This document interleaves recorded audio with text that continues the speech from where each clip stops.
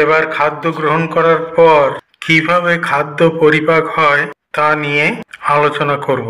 এই মুখগহ্বরে খাদ্য গ্রহণ করার পরে খাদ্য এখানে মুখমণ্ডলের মধ্যে আমরা খাবার চিবিয়ে গলদকরণ করি, তখন এই ইসোফেগাস বা গ্রাসনালীতে প্রবেশ করে।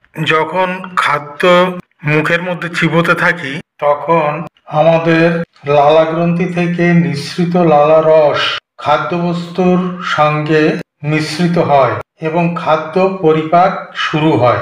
এখানে মুখগহ্বরের মধ্যে শর্করা জাতীয় খাদ্যের পরিপাক শুরু হয়। এই 3 প্রকার লালা গ্রন্থি থেকে শর্করা ভঙ্গ বা অ্যামাইলোলাইটিক উৎসেচক টায়ালিন এবং মল্টেজ থাকে। টায়ালিন শ্বেতসারকে ভাত, আলু ইত্যাদি মল্টোজে পরিণত করে, মল্টোজকে গ্লুকোজে পরিণত করে।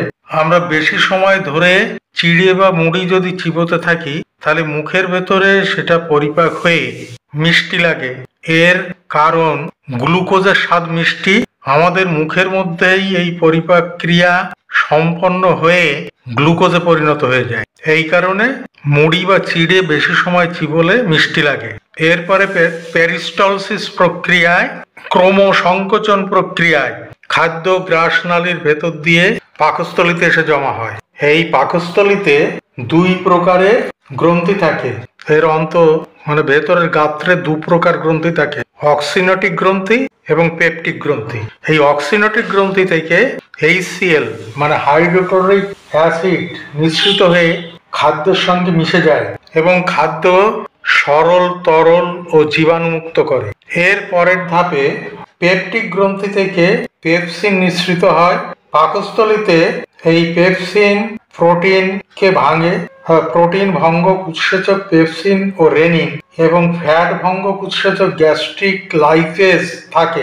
এখানে জানা দরকার পাকস্থলীতে শুধুমাত্র প্রোটিন ও ফ্যাট পরিপাক ক্রিয়া হয়, শর্করার কোনো পরিপাক ক্রিয়া এখানে সম্পন্ন হয় না। এখানে পেপসিনের ক্রিয়া এই আম্লিক মাধ্যমে শুরু হয়। পেপসিন খাদ্যস্থ প্রোটিনকে যেমন মাছ, মাংস, ডিম ইত্যাদি পেপটোনে পরিণত করে, আর রেনিন দুগ্ধ প্রোটিনকে ক্যাসিনে পরিণত করে। লাইপেজ উৎসেচক ফ্যাটকে তেল, ঘি, মাখন ইত্যাদি হতে পারে ফ্যাটি অ্যাসিড বা গ্লিসেরলে পরিণত করে। এরপর এই বাঁকানো অংশ ডিওডিনাম অংশে এখানে যোগ হয়েছে লিভার থেকে এই যে পিত্তথলি, পিত্তরস এখানে এসে পড়ে এবং অগ্নাশয়, এই যে অগ্নাশয় থেকে অগ্নাশয় রস, এই অগ্নাশয় থেকে 3 প্রকার অর্থাৎ প্রোটিন পরিপাককারী, ফ্যাট পরিপাককারী এবং শর্করা পরিপাককারী 3 প্রকার উৎসেচকই এখানে এসে পড়ে এবং এই ক্ষুদ্রান্ত্র, ভেতরে পেঁচানো অংশ ক্ষুদ্রান্ত্র, এই ক্ষুদ্রান্ত্রের 3টি অংশ ডিওডিনাম, ইলিয়াম এবং জেজুনাম, এই 3টি অংশ। তাহলে প্রথম অংশে শুধুমাত্র পরিপাক হয়, 3 প্রকার খাদ্যেরই পরিপাক হয়। আর এই মাঝের অংশ যেটা রয়েছে ইলিয়াম, এই ইলিয়াম অংশে পরিপাক এবং শোষণ মানে খাদ্যের সারাংশ শোষিত হওয়া, এই 2টো কাজই হয়। এবং শেষ অংশ জেজুনাম, এই জেজুনামে শুধুমাত্র খাদ্যের সারাংশ শোষিত হয়। এই 3 প্রকার খাদ্যের পরিপাকের ফলে শর্করার শেষ শোষণ উপযোগী খাদ্য যেটা পরিণত হয়েছে গ্লুকোজ মানে শোষণ উপযোগী, এটা শোষিত হবে। আর প্রোটিন থেকে যেটা শোষণ উপযোগী খাদ্যে পরিণত হয়েছে অ্যামাইনো অ্যাসিড, এটা এই অংশে এসে শোষিত হবে। এবং ফ্যাট পরিপাকের ফলে পরিপাক শোষণ উপযোগী খাদ্য ফ্যাটি অ্যাসিড বা গ্লিসারল এখানে পরিপাক হবে, এই শোষিত হবে, এখানে শোষিত হবে। এর ভেতরে আঙ্গুলের মতো অংশ ভিলি বা ভিলাই থাকে। এই ভিলি বা এই ভিলাইয়ের দ্বারা খাদ্যের সারাংশ শোষিত হয়ে রক্তে পৌঁছে যায়। এই যে ক্ষুদ্রান্ত্রে অবস্থিত ভিলাই দেখানো হলো। এই ক্ষুদ্রান্ত্রের বৃহদন্ত্রের সঙ্গে এখানে যোগ হয়েছে। এখানে আঙ্গুলের মতো অংশটিকে অ্যাপেন্ডিক্স বলা হয়। মানব শরীরের পরিপাকের খাদ্য পরিপাকের জন্য এই অংশে কোনো প্রয়োজনীয়তা নেই। এটা শুধুমাত্র যারা ঘাস খেত, গরু, ছাগল, ভেড়া, তাদের ক্ষেত্রে এটার প্রয়োজনীয়তা আছে। তাই মানুষের শরীর থেকে এই অংশটা অপারেশন করে কেটে বাদ দিলেও মানুষের পরিপাকের ক্ষেত্রে কোনো অসুবিধা হয় না। এই যুক্ত অংশ এখান থেকে এটা শুরু হলো বৃহদন্ত্র। এই যে বৃহদন্ত্র, এখানে বৃহদন্ত্রের শেষ অংশে এখানে মলাশয় এবং এটা রয়েছে পায়ু। মলাশয়ে মল এসে জমা হয় এবং বৃহদন্ত্রে জলীয় অংশ বা জল যেটুকু থাকে পুরোটাই শোষিত হয়ে যায় আর এখানে মল এসে জমা হয় এখানে মলাশয়। এই মল এক সময় এই পায়ু ছিদ্র দিয়ে দেহের বাইরে অসার অংশ রূপে নির্গত হয়ে যায়। এখানে রয়েছে মুখগহ্বর, এরপরে এই গ্রাসনালী।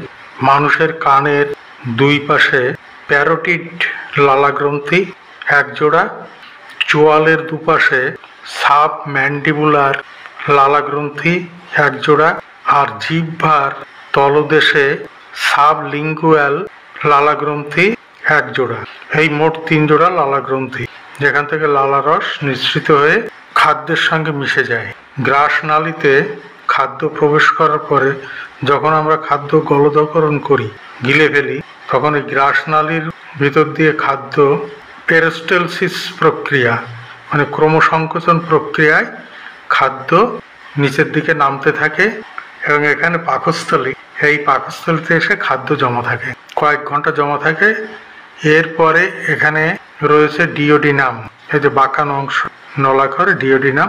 এই ডিওডিনাম অংশে লিভার বা যকৃৎ থেকে পিত্তরস প্রথমে এই পিত্তথলিতে জমা থাকে এবং এই ডিওডিনাম অংশে ঠিক সময়ে পিত্তরস খাদ্যের সঙ্গে মিশে যায়। এদিকে রয়েছে এই অগ্নাশয়। অগ্নাশয় থেকে খাদ্য পরিপাককারী 3 প্রকার পাচক রস এই ডিওডিনাম অংশে খাদ্যের সঙ্গে মিশে যায়। এরপরে এই ডিওডিনাম বা গ্রহণী, এরপরে হচ্ছে ক্ষুদ্রান্ত্র। এই ভেতরে পেঁচানো অংশ দেখা যাচ্ছে, এখানে এটা ক্ষুদ্রান্ত্র। এই ক্ষুদ্রান্ত্রে ভেতর দিয়ে খাদ্য পরবর্তীতে ক্ষুদ্রান্ত্রের প্রথম অংশে পরিপাক ক্রিয়া, মধ্য অংশে পরিপাক ও খাদ্যরস শোষিত এবং শেষ অংশে খাদ্যরস শোষিত হয়। এই ক্ষুদ্রান্ত্রের পরে বৃহদন্ত্র, এটি বৃহদন্ত্রের এই সংযোগস্থলে এখানে একটা ছোট্ট আঙ্গুলের মতো অংশ, এটাকে বলা হয় অ্যাপেন্ডিক্স।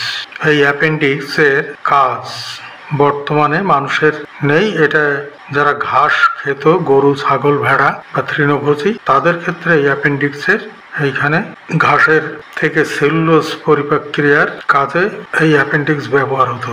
বর্তমানে মানুষের ক্ষেত্রে ব্যবহার নেই। বৃহদন্ত্রে জলীয় অংশ প্রধানত শোষিত হয়। এরপরে এখান থেকে এই অংশটা হচ্ছে মলাশয়। মলাশয়ে অসার অংশ বা মল এসে জমা হয় এবং এই পায়ু, এই মল নালী দিয়ে এক সময় এই অসার অংশ দেহ থেকে পরিত্যাগ হয়। বিস্তারিত পরিপাক ক্রিয়া এর পরের ভিডিওয়ে আলোচনা করব। যারা আমার ভিডিও পেতে আগ্রহী তারা প্রত্যেকে লাইক করে দিও। যারা এখনো সাবস্ক্রাইব করনি তারা সাবস্ক্রাইব করে দিও। আজ এই পর্যন্ত। সকলে ভালো থাকো, সুস্থ থাকো।